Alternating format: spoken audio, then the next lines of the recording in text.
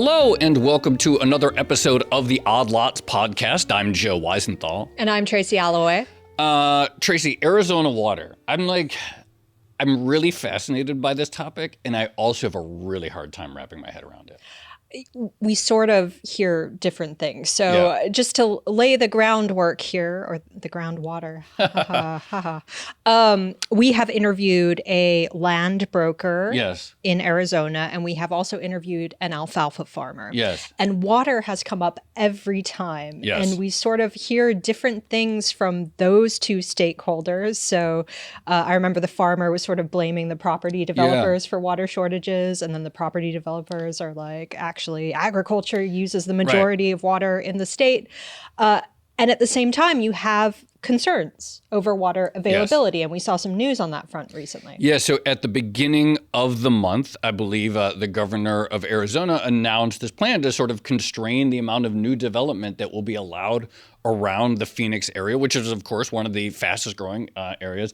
And as you mentioned, like, the developers will say, oh, we have plenty of room to add more homes because the farmers are taking up 80% of the water that we have in the desert. And the farmers say, well, there wasn't really a problem with water until everyone started moving to our state. I'm imagining that Spider-Man meme of everyone pointing fingers at each other. But I think the big difference and what's happening now is that we are starting to see water shortages or constraints affect development decisions. Right. So then the big question is like, okay, so Arizona and some of these other southwestern states that in part get their water from the Colorado River all have to constrain, conserve water to some extent. There's been this mega drought in the Southwest for I think like 25 years now. Some of the underground aquifers, they're depleting at some pace. The water from the rivers is lower than it used to be. So and we hadn't even, we were talking about housing versus agriculture. There's also a lot of industry and the semiconductors. Yeah. So we sort of have to get a sense, I think, of the big picture of like, frankly, who's going to lose out? Who has water today that won't have access to it in the future? Right. And how do you make those decisions? How do you decide what to prioritize? Right. Because with all utilities, it's never like a pure market. There's not just like I don't think, it's like when you like try to wrap your head around like how the Texas grid works, it's not like there's like some price of electricity and who pays the most. It's like there's auction mechanisms, there's subsidies, et cetera, all kinds of complexity. Texas grid is a bit of a special case, but point taken. I think many, I think Arizona water might also be in that case of many special cases. So we really do have the perfect guest, someone who is steeped in water and water policy and made a whole career of it. We're going to be speaking to Kathryn Sorensen. She's the Director of Research at the Kyl Center for Water at the Morrison Institute for Public Policy at Arizona State. Previously, she was the head of Phoenix Water Services, so someone who really knows water and going to break it down. So Kathryn Sorensen, thank you so much for coming on Odd Lots. Really appreciate you joining us. Thank you. I'm really excited for our conversation. Why don't you start just in the very just go back a little bit, a few weeks ago, and the governor of Arizona did announce these constraints to some extent on new construction capacity around Phoenix. What was announced and why? Yeah, that's a great question, and there is a complicated answer to that. And you can it's not going to be an easy one. No, but yeah, it's not an easy one. So what that related to was actually sustainable groundwater management in the Phoenix metropolitan area. So in Arizona, we have some of the most progressive groundwater management laws that you will find not only in this country, but literally in the world. Back in 1980, we passed groundwater management that effectively ties water availability to the ability to grow. And so what that means is that if you're going to subdivide land, which is typically how growth occurs, particularly for, what we call subdivisions, right? Like residential subdivision. Right.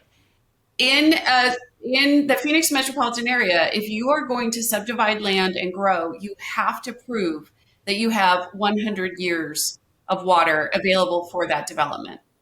It is a really high bar to meet, necessarily so, because you can imagine that people will only invest in our economy.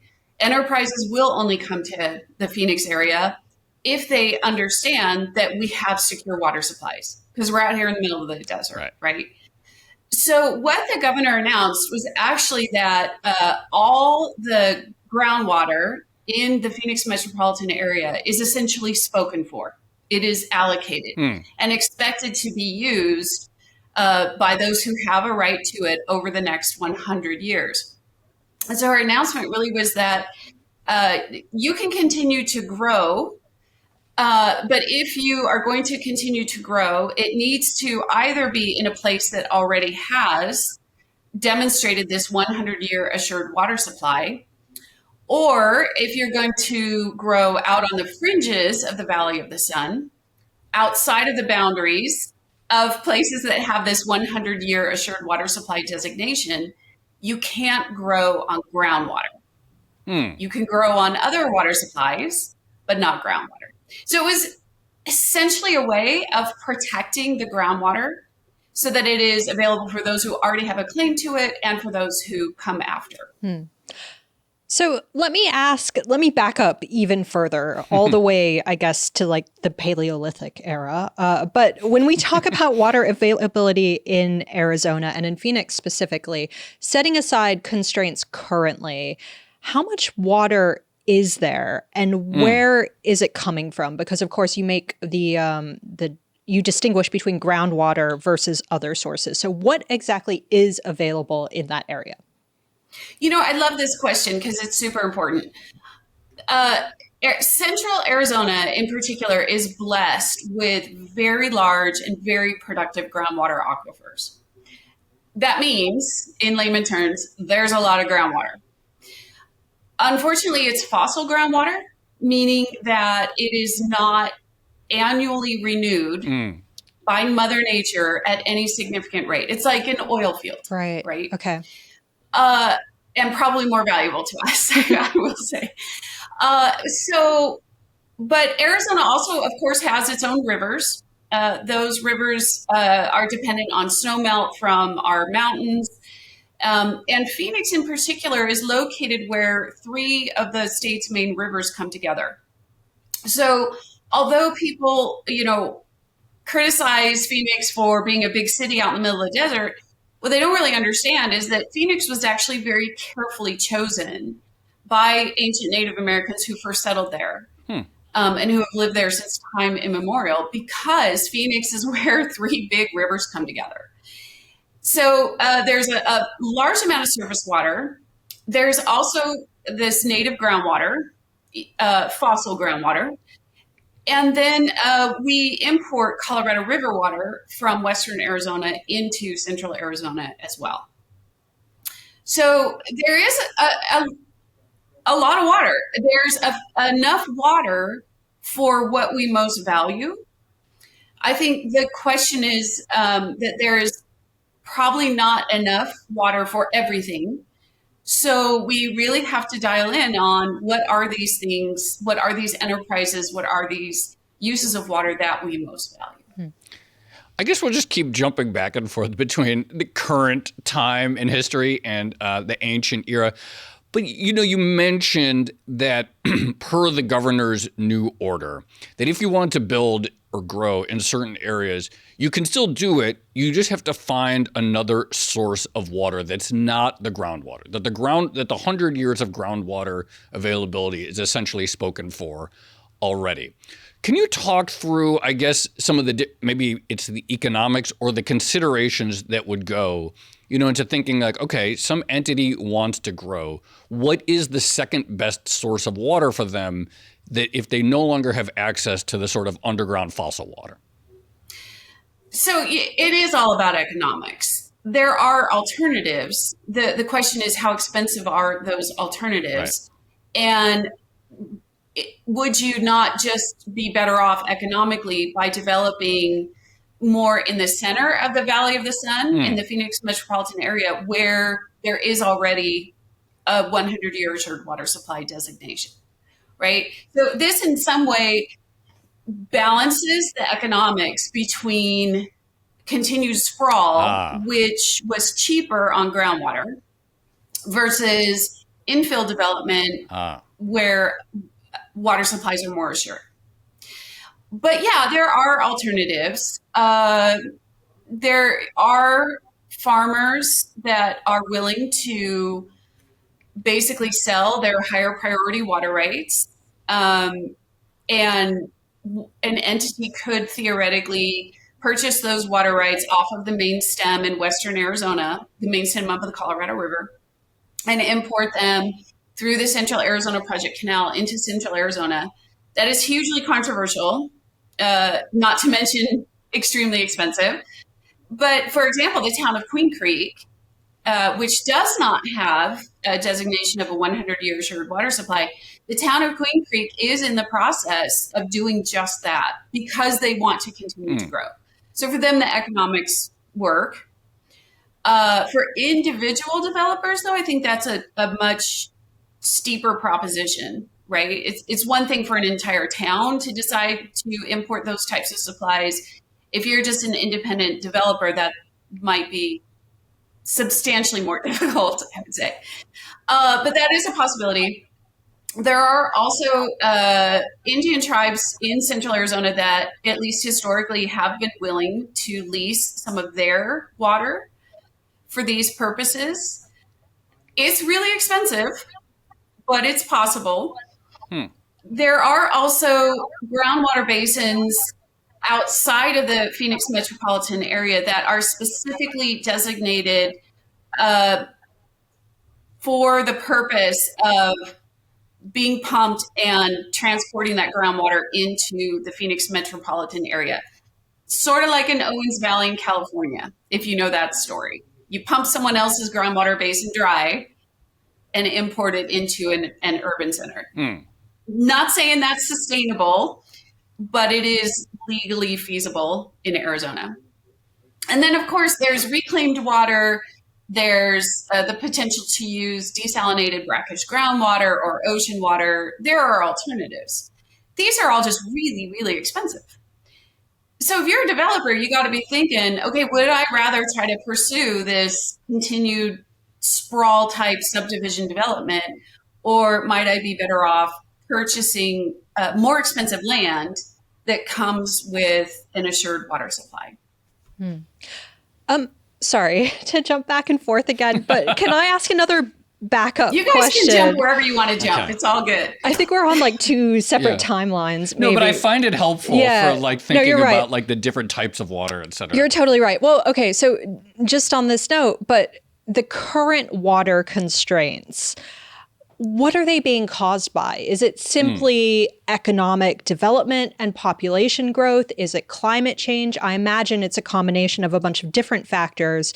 But can you maybe explain the constraints to us and then how those constraints inform the current thinking around water availability? So the constraints relating to groundwater that I described have to do both with farming and with continued urban development. You can imagine there are a lot of demands on our aquifers, right? There's continued farming in the Valley of the Sun. Farming in the desert Southwest is a very water intensive enterprise. Farmers continue to draw from the aquifer, and they have the ability to do so in perpetuity. They were essentially grandfathered in to the groundwater pumping restraints under the 1980 Groundwater Management Act. So they have a perpetual right to pump, and they continue to do so. And then, of course, the cities have grown in population as well, particularly since World War II. And you know, they draw on the aquifer for potable water needs as well. And then there's various industries that also draw from the aquifer. And so I think it's a combination of all of those demands that are creating the constraints on groundwater. Essentially, what the state is coming out and saying is that, look, all that groundwater is spoken for, you know, and not just spoken for today. The state looks out 100 years. We're very proactive about our water management out here in the desert because we have to be. But what the state is saying is that that groundwater over this 100-year chunk of time is spoken for. So those constraints are kind of caused by a combination of all those demands, but also the intentional regulatory decision to protect and guard those resources for the future. Right? The state is essentially signaling, no, we're not just going to let you deplete this aquifer till there's nothing left. Regarding surface water, that's a really different constraint. So I mentioned that we have that Phoenix is located where three major rivers come together. The Valley of the Sun is lucky to enjoy the flows of the Salt and Verde rivers. That river system is actually managed by the Salt River Project, it's called. It is one of the Bureau of Reclamation's oldest projects, and dates back, I believe, to, oh my goodness, 1910. I don't know. I probably have that wrong. It's very old. It predates statehood for us. The flows of that system actually are relatively resilient and sustainable, even in the face of climate change. There's a couple of reasons for that. Scientists have studied the hydrology of those watersheds, and certainly climate change will affect those watersheds. We can expect some diminishment of snowpack and precipitation in our mountains. But the way I understand it, not being a hydrologist, is that they're saying that, look, Arizona is already baked, right? It's already hot and dry here. And yeah, it might get a little hotter and drier, but they don't expect that the flows of the Salt and Verde River system will be affected as much as, for example, the flows of the Colorado itself might be affected. And then if you add to that the fact that the entire Valley of the Sun, the whole Phoenix metropolitan area, used to be agricultural.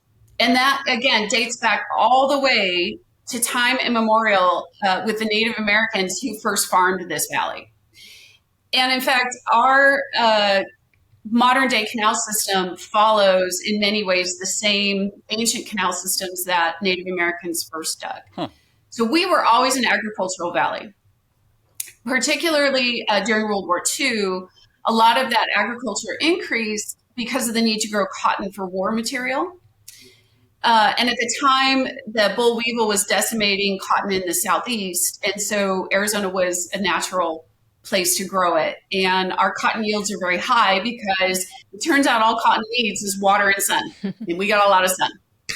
So we've been an agricultural valley. Now, what's interesting about that is that it takes on the order of 3 to 6 acre feet per acre to grow cotton or alfalfa in our hot desert sun, whereas it only takes about an acre foot per acre to grow a subdivision. Urban water uses are much less intensive per acre than farming is. And so interestingly, as the Valley of the Sun converted from what was largely an agricultural valley into an urban one, there was a natural water savings built in. So whereas we used to use about 1.5 million acre feet of water off the Salt and Verde River system, today that system delivers about half that amount. So there's just this very natural water savings that was built into the way we grew. And then I'm sorry, I'm being really, I'm no, going this on. Is great. This is really interesting. Yeah. Okay, good. Stop me at any time. But then if you take a look at the Colorado River system, that's where we have just some real problems. The Colorado River system is over-allocated probably at least by 1.2 million acre feet per year, maybe more. And then if you add on top of that, the fact that we've been experiencing, as you said, 20 years of what has been one of the worst droughts on the paleo record, and the fact that the climate is changing and scientists are telling us that the flows of the Colorado River might diminish by as much as 30%, that's a really big problem, right? And I think that's why the commissioner of the Bureau of Reclamation came out and said, "Hey, look, guys, you're going to have to cut millions of acre feet in water consumption to stabilize this river system." So, I mean, that was a great answer. And you sort of hit on things that both of the other guests that we've talked to about this topic brought up and see it from their angle. And so, we talked to Chase Emerson, a real estate broker, and he made the exact point that you made, that actually, as more people, as Arizona's water consumption shifts from agriculture to residential use, it actually results in a net savings. And actually improves the sustainability. On the other hand, we talked to an alfalfa farmer, and he's like, our family's been doing this on this land for 8 generations or something like that.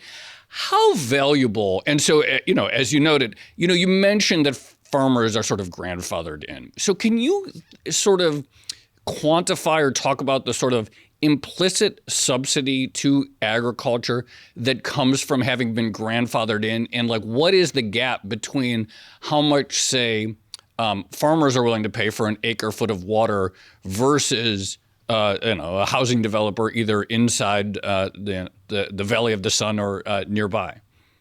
The subsidy doesn't really come in the form of water. Okay. Let me explain that in a couple of ways. Yes, under the 1980 Groundwater Management Act, farmers were basically grandfathered in, and they have a perpetual right to pump groundwater. I guess you can view that as a subsidy, though the cities and private water companies that also lay claim to groundwater don't really pay much for that groundwater either. Okay. Right. And so really, I don't know that I would say that farmers are subsidized so much. Okay. I think that the difference in the cost that a developer pays for water versus what a farmer pays for water really has more to do with the fact that development is not allowed to rely on mining this fossil groundwater. And instead they have to invest in renewable surface water supplies, and particularly in the infrastructure necessary to deliver it to customers' taps. So I think that that really the cost difference has more to do with the acquisition of renewable water supplies and the need to develop infrastructure, if that makes sense. Yep. And on the Colorado River, it's different. So the Groundwater Management Act applies to central Arizona. It does not apply to western Arizona. And in western Arizona, on the main stem of the Colorado River, the farmers and Indian communities have the highest priority water rights. Because, of course, Western water law is based on first in time, first in right. Turns out Native Americans were here first. Turns out, farmers kind of came along next. And so they have the highest priority water rights. Any subsidy that they receive really relates more to the infrastructure. Got it. That often, but not always, has been built by the federal government, typically with repayment provisions, though at times those repayment provisions are lax, I guess.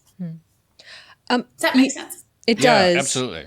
And it leads into something I wanted to ask you, which is you mentioned infrastructure there. And I guess one question I have, maybe even before we get to tougher decisions about constraining development or maybe pricing water in a different way, but to what degree can these water constraints be solved with better water management and newer infrastructure?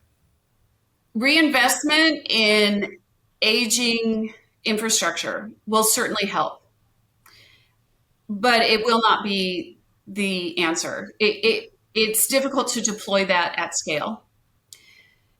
So, for example, when I was director of Phoenix Water Services, I asked the engineers to calculate how much water the city of Phoenix was losing to leaky pipes. Mm-hmm.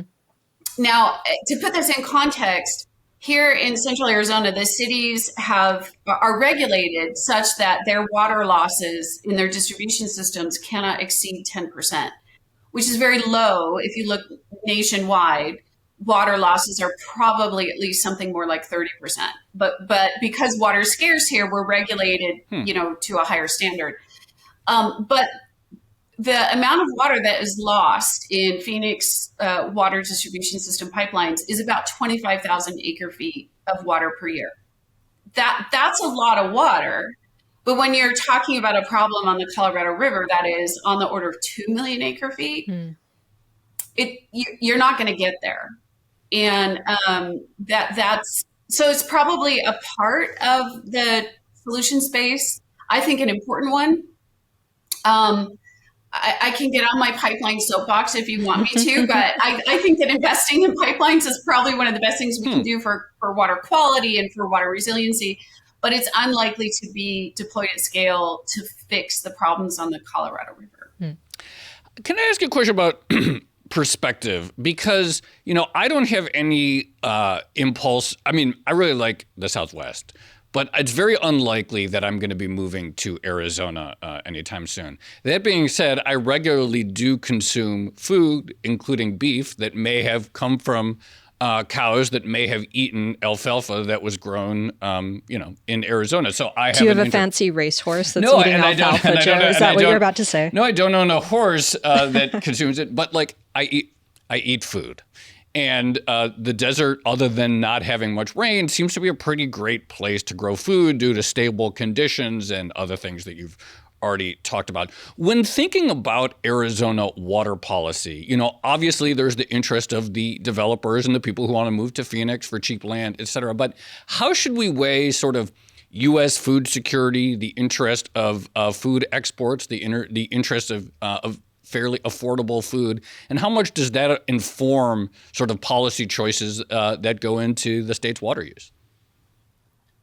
So, the U.S. is a very large country, and certainly we have enough land to grow what we need to grow. It comes down to economics and inefficiencies, right? Agriculture in the desert Southwest tends to be very efficient because we have so much sun. And it is for that reason, it is also very water intensive. Alfalfa growers in the desert Southwest can get something like 10 to 12 cuttings per year. If you're trying to grow alfalfa in Montana with a short growing season, you're probably going to get, 2, 4. So it's not crazy. So it's not. I mean, it's not crazy that we grow. That is a very big advantage. Setting aside the water issue, there's a reason that Arizona became a big hotbed. We're growing a lot of alfalfa here now, but other parts of the country grow a lot of alfalfa as well. And would you have to use more land to get a comparable total amount? Maybe. Is that the worst thing ever? Probably not. I think that those types of changes could potentially happen over time, particularly in the face of continued water stress on the Colorado River. But more important is the question of vegetables. Because I'm sure you've heard Western Arizona, the Yuma area, and the Central Valley of California grow the majority of the winter greens that, New Yorkers and Minnesotans and Michiganders, whatever you're called, all these people love to eat. And that could be replicated elsewhere, but replicating the growth of vegetables in the wintertime is a very complex undertaking. It's not just about water and sun. You could probably find that in other places. It's also about the logistics of refrigeration, the labor supply, the quality control. All of this is highly complex agriculture. It is industrial agriculture. It is not, cute little family farms in Massachusetts, right? So that I think is a more difficult proposition. But there will be increasing stress on farmers in Western Arizona who have these higher priority water rights precisely because they have the higher priority water rights. And as the Colorado River continues to diminish, the cities in Central Arizona who have lower priority water rights to the Colorado River, by nature, are going to be looking to acquire those higher priority water rights. Farmers don't have to sell, and certainly there are real consequences for rural communities, for their economies, for their cultures, for all sorts of things. I don't mean to make light of that, but that pressure will only increase over time. Farmers don't have to sell, but it turns out that at the end of the day, a lot of them like to, when they want to retire, when the kids don't want to take over, that pressure will only increase. So we've already been talking about, I guess, the realities of different water sources and preferences for different water sources. I'm wondering what would happen if, for instance, we see the property developers have a preference for groundwater because it tends to be cheaper. But what would happen if Arizona came in and put a more concrete pricing structure on these rights? Like, A, what would that look like? How would it work? I hear that term pricing water quite a lot nowadays, but I don't quite understand it. And then B, how would that impact, I guess, the mix of Arizona's economy between, say, agriculture, industry, and real estate? Well, I think it would have a big impact. Looking at the legal issues surrounding that, the state would have to impose some sort of tax. That's how you would price water differently. The state could come in theoretically and impose some sort of tax on the consumption of water, on the consumption of Colorado River water, on the consumption of, groundwater. And certainly, I think, farmers, not always, but, often operate, on the margin of profitability, depending on what kind of crop they're growing. And so certainly I think that could potentially have an impact. I will tell you, I don't see how that would be politically viable in Arizona. Sure. I'm an economist. I always love to go to pricing to fix things. But I think that would be a very difficult proposition politically. For context, the consumption of groundwater in Central Arizona is taxed in these areas where groundwater is highly regulated, but the legislature put a very specific cap on that tax. And really that was for political reasons. And so that tax is so low that it really doesn't alter behavior in any meaningful way. Yeah, it's interesting you brought up the reality that culture and politics and everything aside, the pressure on farmers to sell is likely to grow. And we even brought this up. We talked to a farmer and we said, are you going to sell? And he said, no. And then he said, well, right now the highway is 10 miles away. And so, but maybe one day the highway will only be 2 miles away or, 1 mile away. And so at some point there might be a real estate bid for that area. I want to touch on another dimension that we haven't hit on yet, but that is industrial uses of water. And we know that a lot of the new semiconductor factories that are coming to the U.S. are coming to Arizona, Intel, TMC, et cetera. Semiconductor production, I think battery production too, fairly water intensive process. It has to be really extremely clean water. Can you talk about that, how that plays into the demand mix and how that's being accounted for? Yeah, I'm glad you asked that because when you were saying, hey, should we really be consuming vegetables and dairy and things that's dependent on agriculture in the desert Southwest, the first thing that popped into my mind is, well, you're already consuming semiconductors that are produced here, and that's also very water intensive. Yeah, so it turns out that the desert is a great place not only to grow cotton and winter vegetables, but it's a great place to grow the high-tech industry because we do not have natural disasters. don't have tornadoes, we don't have blizzards, really doesn't flood often, once in a while. No tornadoes. It's no earthquakes. It's very stable. Our climate is very stable. And the high-tech industry likes that. Yeah. Huh. That's why there are a lot of server farms out here. That's why we have Intel. And that's one of the reasons why we recruited TSMC to build semiconductors as well. And yes, those industries are very water intensive. That goes back to the idea that we don't have enough water for everything, right? Human wants are always unlimited. Our ability to fulfill them is limited. We don't have enough water for everything. What do we have enough water for? If the state wants to continue to pursue the high-tech industry, knowing that it is very water intensive, that will entail shifts of how we consume water in this state and what it's used for. It by nature just has to, because there are trade-offs. So just on this point, this might be a slightly unfair question or a difficult question, but I mean, looking to the future, is it just inevitable that water constraints are going to themselves act as a constraint on economic growth? I don't think so.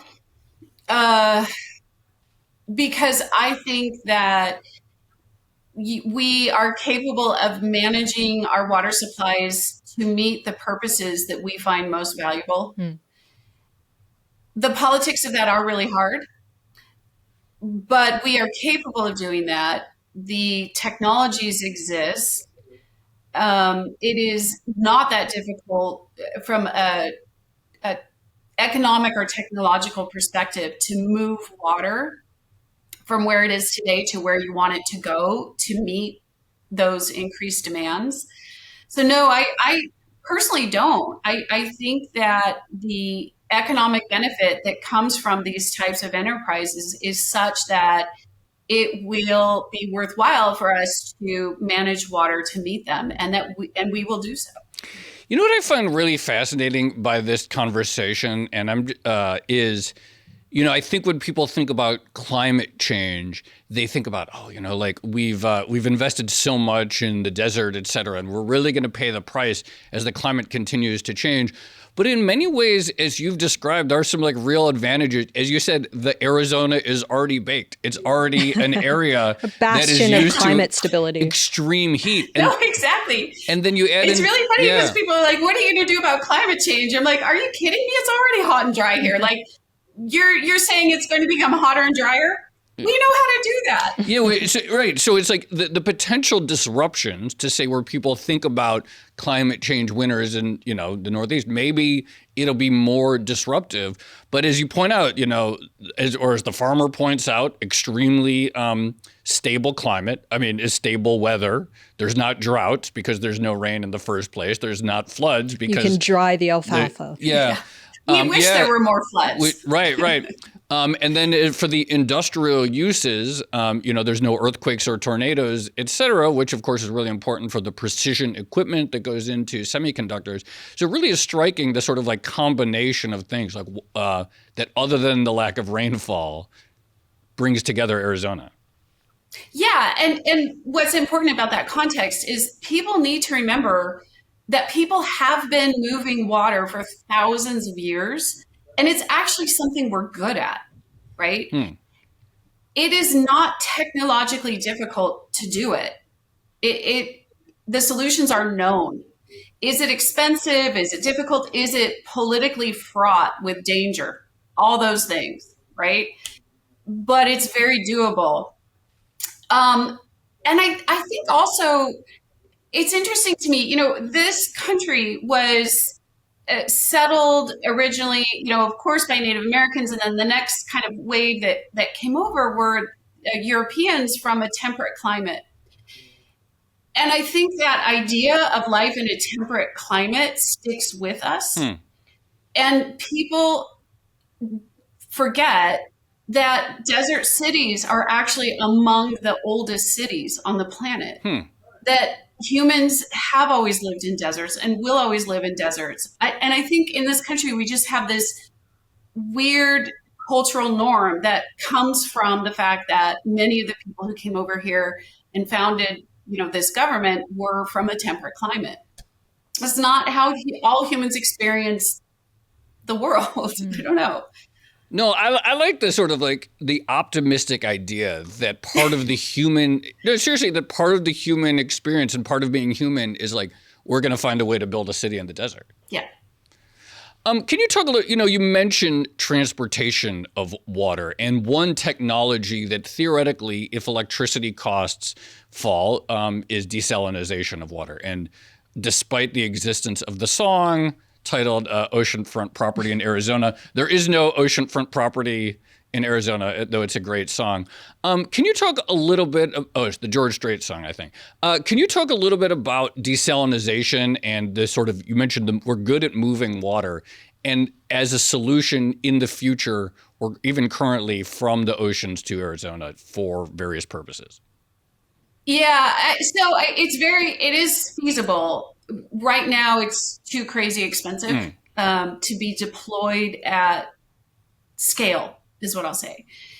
I think, like other solutions, investing in leaky pipelines, I think it's a tool. Mm-hmm. I don't think it will be deployed at scale, certainly not in the next, say, 20 years. It's hard for me to imagine it ever being deployed at a scale that kind of fixes the Colorado River. But I think it is important for us to continue to pursue it. But more importantly, at the end of the day, from an economic perspective, it will just be less expensive to buy out higher priority water rights. Right.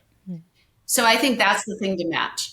And while it is less expensive to buy out higher priority water rights, it is also exponentially politically more difficult.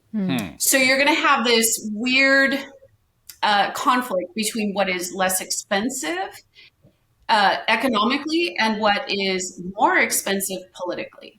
And I don't know how that's really going to play out. I think that'll be interesting to watch. Well, this was actually going to be my next and probably my last question, but we're talking about deciding on who gets certain rights to water that may be more valuable than others. Who gets to make that decision ultimately? So for the most part, those decisions are already made. In the West, with some important exceptions I'll talk about. In the West, for the most part, we already know exactly who has rights to the Colorado River, to the Salt and Verde River systems, to groundwater. So much of that is already determined. And it's more, and so changing the use of that water is more about entering into voluntary transactions for leases, for the sale of that water, et cetera. Mm-hmm. However, there is a really important exception to that, and that relates back to Native American communities. Many Native American tribes in Arizona have gone through the process of settling their water rights claims and know exactly how much water they are entitled to and where it comes from. Other tribes have not, notably the Navajo Nation. So there is this outstanding question about how much water they are entitled to off of the Colorado River system. And in an over-allocated river system, there isn't just this water out there floating around that someone isn't already using. So that entails claiming that water, going through the adjudication process, right, and then, dealing with those who are currently making use of that water. And so, it's an interesting situation. We know for the most part who has rights to water, exactly where those rights fall in terms of the priority system, with some notable and very important exceptions. Mm-hmm. And that has yet to play out. Kathryn Sorensen, this was a very helpful and clarifying conversation on a complicated topic. Really appreciate you coming on Odd Lots. Oh, it's been my pleasure. Thank you so much for including me. Tracy, I found that to be an immensely helpful conversation. And I think the sort of where this is going is what Trevor Bales sort of hinted at, that essentially at some point the bid for those premium water rights is just going to naturally move a lot of this water to the housing developers. Yeah, and I'm going to slightly refine my priors because going into this, I was thinking, water wars, big constraint on economic growth. But to Kathryn's point, it's more about deciding on that mix, it feels like. And it does feel to me that to some extent the concern is actually not about Arizona. The concern is the people who eat food that is like grown in Arizona. Yeah. That, as she pointed out, there's like the housing developers will pay more for those water rights. People will live there. Probably the semiconductor, but then it's like, okay, but someone has to grow those vegetables. Well, she also kind of solved a mystery for me, which is why do we keep building very water intensive technology in the middle of the desert? And her explanation that actually, in many respects, this is a very stable climate that doesn't have to worry about things like hurricanes and tornadoes and earthquakes. That makes a lot of sense. It makes a ton of sense, and I hadn't really thought about that dimension before. And then I have to say, I loved her point that there's always been desert cities. Like we sort of think it's like, oh, well, we developed air conditioning and or modern plumbing or something. So we're going to build a city in the desert now. But I like the idea that even before all this, humans have always tried to build cities in the desert. It's a little bit dystopian, the idea of climate change means we're all going home to our desert origins. That it's a little creepy, but I take the point. To her point, Arizona has a long history of dealing with water scarcity issues, and probably on that basis might be in a better position to do so than places in the Northeast. And as a species, we find a way. That's sort of I was expecting this to be you much more learned nothing from Jurassic Park. I was expecting to be way more pessimistic, and I leave the conversations feeling like humans find a way to do it. It's certainly a much more nuanced topic than the water wars have started. Yeah. So from that perspective, it was incredibly useful. Incredibly useful. Shall we leave it there? Let's leave it there. All right. This has been another episode of the Odd Lots podcast. I'm Tracy Alloway. You can follow me on Twitter at Tracy Alloway. And I'm Joe Weisenthal. You can follow me on Twitter at The Stalwart. Follow our producers, Carmen Rodriguez at Carmen Arman and Dashiell Bennett at Dashbot. And for all of the Bloomberg podcasts, check out the handle at podcasts. And for more Odd Lots content, go to Bloomberg.com/oddlots, where we have a blog, we post the transcripts and a newsletter, and come chat in our Discord. We have a water room, although maybe I think it's turned into a climate room.